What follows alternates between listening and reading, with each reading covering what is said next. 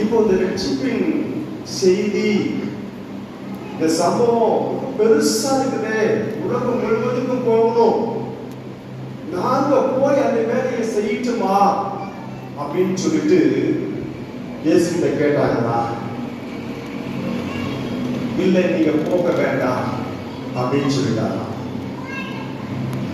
அப்புறம் யாரை வச்சு இவ்வளோ பெரிய பிளான், இவ்வளோ பெரிய ப்ராஜெக்ட் நீங்க செய்ய போறீங்க அப்படின்னு சொல்லிட்டு அந்த தூதனுடைய தலைவன் கேட்கும் போது இயேசு சொன்னாரா, என்னை பின்தொடர்ந்ததான அந்த சீஷர்கள் அந்த வேலைகளை செய்வாங்க அப்படின்னு சொன்னாங்க. உடனே அந்த தேவதூதன் விலகி போகல, இன்னும் கிட்ட வந்து